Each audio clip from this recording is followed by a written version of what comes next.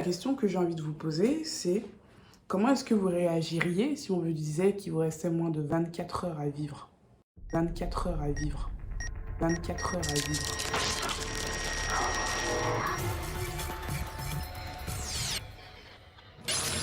Salut tout le monde, j'espère que vous allez bien.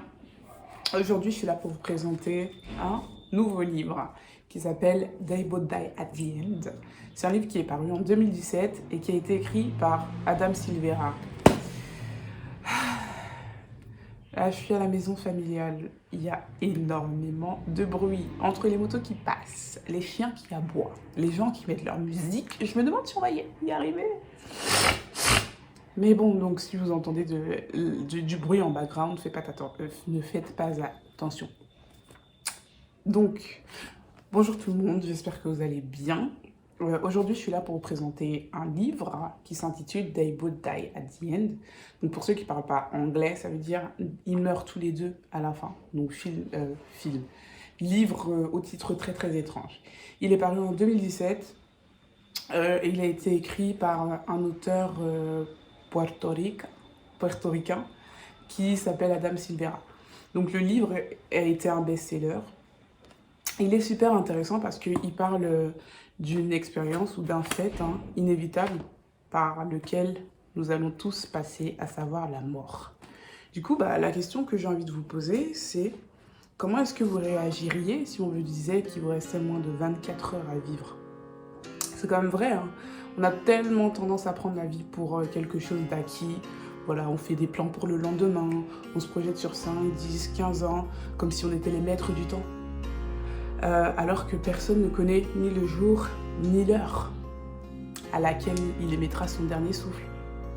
Donc, le livre, They Both Die at the End, raconte l'histoire de deux parfaits inconnus, Mateo Torres, qui a 18 ans, et Rufus Emerito, qui a 17 ans, qui reçoivent tous les deux un appel d'une organisation qu'on appelle Deadcast, qui leur dit « Les gars, il vous reste moins de 24 heures pour vivre ». Donc du coup, ils se lancent dans une aventure qui est en réalité une course contre la montre, mais dans le sens littéral du terme, pour pouvoir profiter à fond des dernières minutes qui leur restent à vivre. Donc voilà, c'est super intéressant, je vous invite à le lire. Moi, j'ai beaucoup aimé et je pense que ça pourra intéresser plus d'un. On va commencer par présenter l'auteur. On va commencer par présenter l'auteur, qui est Adam Silvera. Donc Adam Silvera, c'est un auteur puertoricain qui est né et qui a grandi aux États-Unis, dans le Bronx. Et il a commencé à écrire ses premiers romans de fiction, parce qu'il écrit des romans de fiction pour jeunes adultes, quand il avait 10-11 ans. Donc le gars, il a toujours eu une passion pour l'écriture et il a décidé d'en faire son métier. Il est né en 1980, si je ne me trompe pas, et aujourd'hui, il utilise sa plume pour pouvoir défendre des causes, et principalement la cause de la communauté LGBTQ+. Du coup, il a écrit d'autres livres comme History is All You Left Me, More Happy Than Not, Infinity Sun, Infinity Reaper. Donc, je ne les ai pas encore lus, mais peut-être que ça viendra avec le temps, je ne sais pas. On verra bien. L'histoire se passe le 5 septembre 2017 aux États-Unis. Donc Mateo Torres, un jeune Puertoricain de 18 ans, entend son téléphone sonner. C'est Deadcast. Deadcast, en fait, c'est une organisation qui a fait son apparition il n'y a pas très très longtemps. Et son rôle, en fait, c'est d'annoncer aux futurs mourants qu'il leur reste moins de 24 heures à vivre. Donc Mateo entend son téléphone sonner. Il répond, c'est Deadcast. La dame qui est au téléphone l'appelle par un autre prénom. Donc sur le coup, il est soulagé, il se dit, ok, c'est pas moi qu'on essaye d'appeler. Mais malheureusement, la dame se corrige et elle dit, oui, Mateo Torres, c'est bien toi. En fait, c'est à toi que je veux parler. C'est juste pour te dire qu'il te reste moins de 24 heures à vivre. Aïe, Seigneur Jésus. Donc juste, si on rembobine, Mateo Torres, c'est qui? Mateo Torres, c'est un jeune de 18 ans, on l'a compris, je pense que c'est la troisième fois que je le dis. Il est très très introverti, il est casanier, donc il passe le plus clair de son temps à la maison.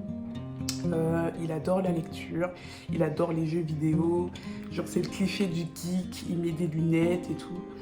Il passe beaucoup de temps sur son ordinateur à regarder des sites sur lesquels les futurs mourants, hein, que Deadcast a appelé, postent les dernières activités en fait avant leur mort. Qu'est-ce qu'on peut dire d'autre sur Mathéo? C'est un amour. Franchement, c'est un gars qui a le cœur sur la main, mais il est agoraphobe, tu vois, il a un peu peur des gens, il a peur d'aller vers les autres.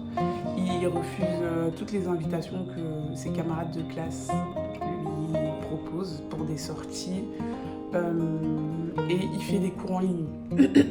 Donc, c'est pas vraiment la meilleure des solutions pour rencontrer des gens. Donc Mathéo a deux meilleurs amis dans sa vie, son père, hein, qui tout au long du récit est dans le coma malheureusement, et sa bestie qui s'appelle Lydia, qui est la maman d'une jolie petite fille dont Mathéo est le parrain. Donc Mathéo malheureusement n'a jamais connu sa mère, donc sa maman est décédée lorsqu'elle l'accouchait. Et oui, bah, là, je pense que j'ai un peu décrit le personnage. Mais vraiment, il est trop mimes. Il est trop gentil. Genre, c'est la beauté incarnée. Donc, après avoir reçu l'appel de Deadcast, Mathéo entre dans une sorte d'introspection. Il essaye de passer sa vie au rétroviseur. Et il a énormément de regrets. Il regrette notamment de ne jamais avoir appris à jouer au piano. Il aurait tellement voulu apprendre à jouer au piano, mais malheureusement, ça ne pourra pas se faire. Et il est dégoûté aussi parce que il va mourir sans avoir passé son permis de conduire. Il va mourir sans jamais rencontrer l'amour, sans avoir de petites amies comme les jeunes de son âge.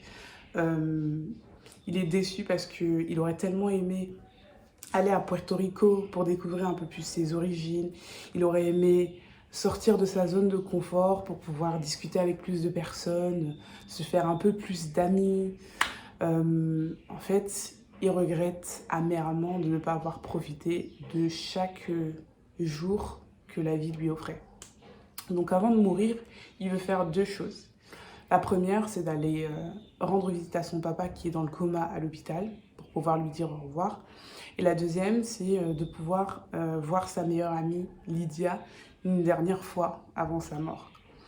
Ce qu'il faut savoir, c'est que la vie de Mathéo n'a jamais été rythmée par énormément de risques. C'est un gars qui reste beaucoup dans sa zone de confort. Donc la maison, c'est à la fois son sanctuaire, mais aussi sa prison. Et avant de mourir, il décide de prendre un gros risque. C'est celui de s'inscrire sur une application de rencontre qui s'appelle The Last Friend App, qui signifie l'application du dernier ami, afin de rencontrer une ou un ami avec qui il pourra passer son dernier jour sur Terre, enfin ses dernières heures sur Terre plutôt. Donc, avant de s'inscrire sur l'application, il a envie de sortir, il a envie de trouver le courage en lui, de faire les deux dernières choses qu'il souhaite faire et que j'ai cité tout à l'heure, donc rendre visite à son père, aller voir sa bestie, mais il ne trouve pas le courage en lui de le faire. Il a tellement peur, il se dit mais je sais que je vais mourir dans quelques heures, tu vois. Mais si je sors, je multiplie la probabilité de me faire tuer par 1000 parce que dehors, il y a des voitures. En fait, il y a tellement de choses qui pourront me tuer. Donc, il est très, très hésitant par rapport au fait de devoir sortir et réaliser les dernières choses qu'il a envie de réaliser. De l'autre côté, on a Rufus Emerito. Donc, Rufus Emerito, Ruf pour les intimes, c'est un jeune Cubain américain de 17 ans. Et contrairement à Mathéo, qui est tendre, qui est doux, qui est gentil, Rufus, lui, il est un peu rebelle. C'est un leader. C'est un rebelle, comme j'ai dit tout à l'heure, mais pas tout à fait. C'est un peu un Kinder Bueno, tu vois. Donc, il est dur à l'extérieur, mais en réalité, c'est un bon gars. Donc, Rufus, il aime bien le cyclisme, il adore rouler à vélo. Il aime bien prendre des photos. Il prend régulièrement des photos de sa vie et il les poste sur les réseaux sociaux, notamment Instagram. Et son rêve à lui, c'est de faire le tour du monde pour pouvoir prendre des photos des endroits les plus magiques que cette terre a à offrir. Donc la première scène où on voit Rufus, c'est une scène où Rufus est en train de tabasser le nouveau petit ami de son ex, tu vois, qui s'appelle Peck. Donc c'est là qu'on voit Rufus pour la première fois, donc il est là dans une sorte de bagarre, et c'est là que Deadcast l'appelle. Donc lui il prend l'appel, Deadcast lui dit mon petit, il te reste moins de 24 heures à vivre, voilà, donc vis cette journée comme si c'était la dernière, parce que c'est la dernière. Et contrairement à Matteo qui est dans le chagrin, dans le regret, Rufus lui il est plus réaliste, tu vois, il est dans l'acceptation, il a l'air de prendre la nouvelle je vais pas dire assez bien, mais il se fait pas d'idée, tu vois. Il accepte le fait que dans moins de 24 heures, il mourra. L'histoire de Rufus, elle est un peu tragique. Il y a quelques mois, sa mère, son père et sa sœur sont morts dans un accident de voiture. Donc, Deadcast a appelé ses parents pour leur dire qu'ils allaient tous mourir dans la famille, sauf Rufus. Et pour pouvoir passer les derniers instants ensemble, ils ont décidé de faire une sorte de balade en voiture. Et malheureusement, il y a eu un accident et la voiture est tombée dans la rivière Hudson. Et tout le monde est mort, sauf Rufus. Donc Rufus a été le seul survivant. Et il se sent extrêmement coupable de ça, tu vois. Il se dit, ah ouais, il y a toute ma famille qui est morte devant mes yeux et j'ai rien pu faire. Du coup, ouais, disons que son histoire est très très tragique, très très triste. Et suite à la mort de ses parents, il a été mis dans une maison d'accueil, dans une sorte de foyer. Et là, il a rencontré de nouveaux amis, à savoir Tago et Malcolm, qui sont ses deux acolytes, qui l'accompagnent pratiquement partout. Et c'est les autres enfants de la famille d'accueil qui sont devenus un peu sa famille. Donc, quand Rufus apprend qu'il va mourir, lui, ce qu'il veut, c'est faire des funérailles et assister à ses propres funérailles. Donc, il rentre dans la famille d'accueil et il appelle tous ses frères, donc tous les autres enfants hébergés par la famille d'accueil. Il appelle son ex, Amy, hein, et il leur demande de venir parce qu'il a reçu l'appel de Deadcast. Et là, tu vois tout le monde qui commence à être un peu triste et à dire à quel point Rufus compte pour eux. Et ensuite, tu as la police qui arrive là. La police sort de nulle part et elle est là pour arrêter Rufus. En fait, c'est Peck, le nouveau petit ami d'Amy, donc l'ex de Rufus, qui a appelé la police pour se venger du fait que Rufus l'ait tapé. Donc Rufus fuit avant que la police ne l'arrête et il part en cavale. Il part en cavale sur son vélo et il arrive à une station-service. Et dans la station-service, il voit un tag de l'application Last Friend. Et c'est là qu'il décide d'installer l'application sur son téléphone. Donc il installe l'application sur son téléphone et au début, il y a plein de tentatives ratées parce qu'il y a des gens chelous sur l'application qui lui proposent des trucs très très très bizarres. Et au final, il reçoit le message d'un gars qui s'appelle Matteo, qui a 18 ans. Et le courant a l'air de plutôt bien passer. Donc les deux jeunes garçons commencent à échanger, ils s'appellent et ils décident de se rencontrer. Mais Matteo, qui a tellement peur de sortir de chez lui, demande à Rufus de venir le chercher devant sa maison. Ce que Rufus fait, les deux garçons se rencontrent et c'est là que l'aventure commence. Les deux garçons vont se découvrir, ils vont s'ouvrir l'un à l'autre, se confier sur leurs rêves, hein, qui ne vont malheureusement pas se réaliser, mais aussi sur leur vie de façon générale, sur les différentes épreuves qu'ils ont eu à traverser. Le dernier jour de leur vie, ils vont faire ils vont faire beaucoup d'activités ensemble, ce qui va leur permettre de se rapprocher et de donner vie à une très belle amitié. Donc, grâce à Rufus, Matteo va pouvoir trouver le courage d'aller à l'hôpital et de dire au revoir à son papa.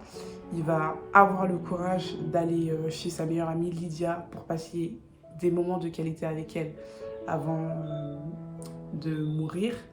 Et donc, ce qu'il faut savoir, c'est que Matteo était vraiment peureux et Rufus l'a poussé dans ses retranchements pour qu'il puisse aller dire au revoir aux personnes qu'il aime avant de mourir. De l'autre côté, Matteo va permettre aussi à Rufus de faire la paix avec lui-même et de faire son deuil. parce que depuis la mort de ses parents et de sa sœur, Rufus se sent extrêmement coupable en fait. Il a un goût amer sur le cœur et il est rongé par la culpabilité. Il est coupable de vivre alors que ses proches sont morts devant ses yeux. Et il est coupable, il se sent coupable de n'avoir rien pu faire pour pouvoir les sauver. Du coup, Matteo, oui, va lui permettre de se débarrasser en fait de cette culpabilité et de comprendre que la vie mérite d'être vécue et que c'est pas de sa faute si les choses sont arrivées ainsi. Du coup, ouais, on va voir Rufus faire la paix avec lui-même et se débarrasser d'un lourd poids pour avancer dans la vie, dans les quelques heures de la vie qui lui restent, de façon un peu plus légère. Ce qui est assez cool, c'est que tout au long du récit, Matteo, qui de base était crispé, qui avait super peur de prendre des risques, qui avait peur de tout et qui faisait attention à tout, va s'ouvrir petit à petit, un peu comme un bourgeon qui fleurit, tu vois, au printemps pour donner une jolie fleur. Et ça, c'est cool. Et pareil pour Rufus. De base, Rufus, c'était quelqu'un ouais, de très très amer. Il y avait par exemple que des photos en noir et blanc sur son Instagram parce qu'il dit que depuis que sa mère, son père et sa sœur sont morts, sa vie a perdu de la couleur. Et il faisait également beaucoup de vélo parce que c'était sa façon à lui de gérer le stress, de gérer l'anxiété.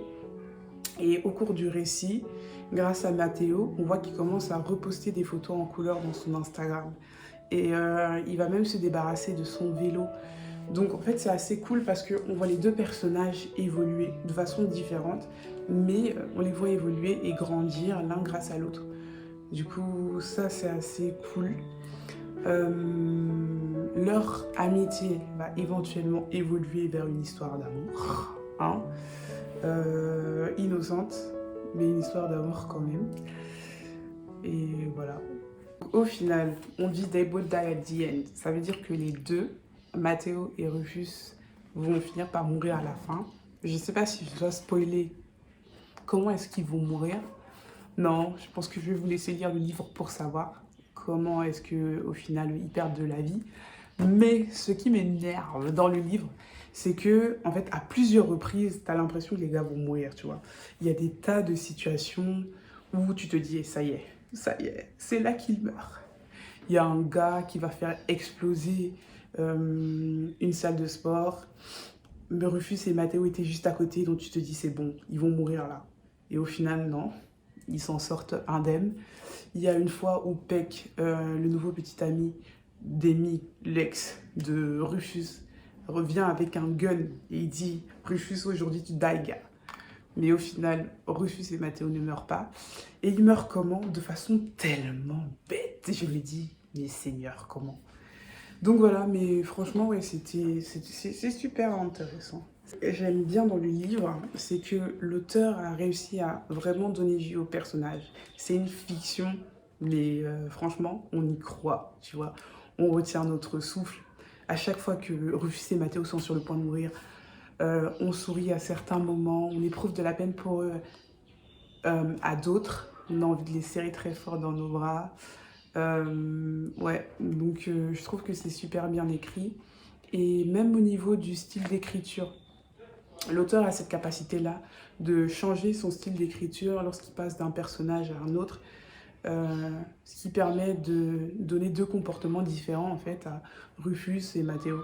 Donc c'est cool, je vous le recommande vraiment, j'ai beaucoup aimé ce livre.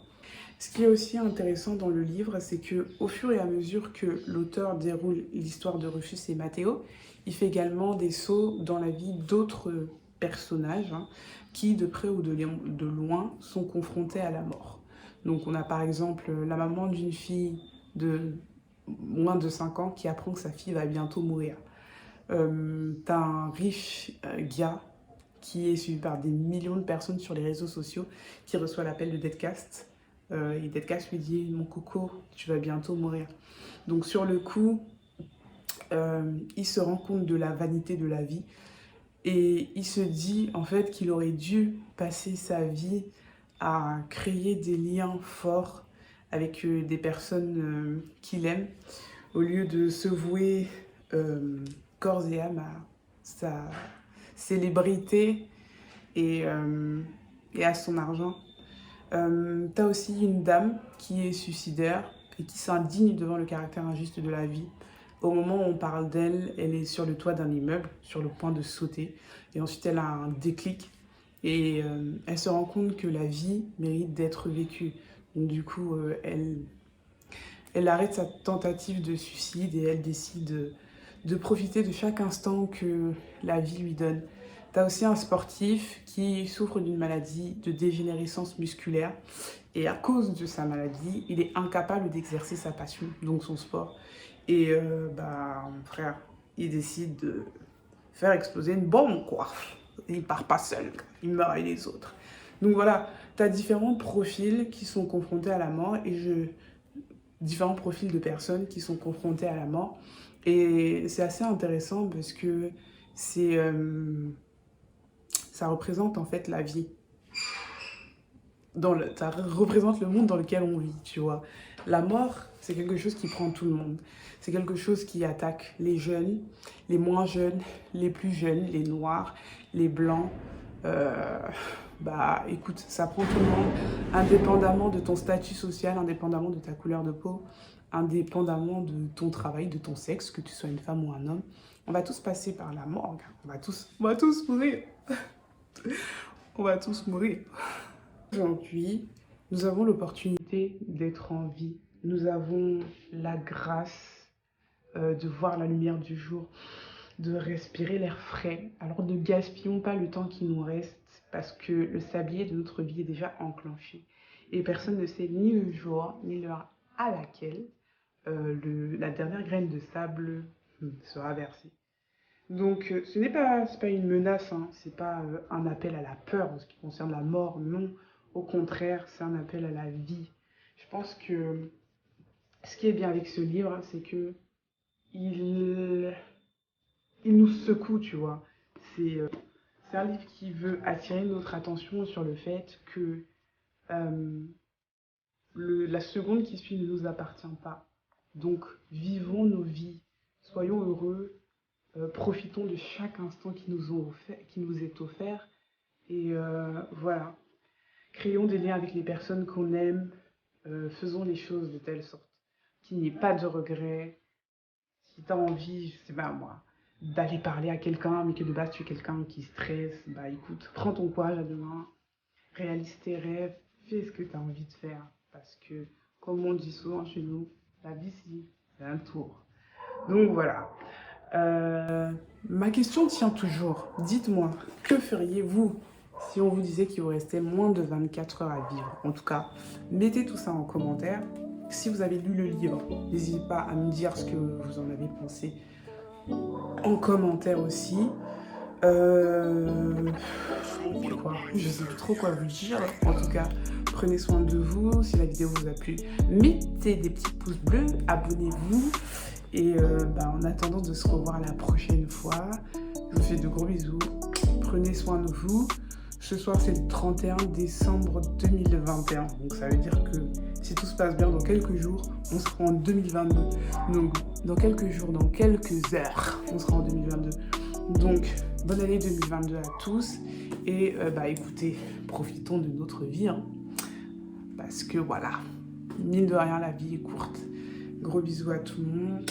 À la prochaine. Ciao. Merci d'avoir regardé la vidéo. Ciao.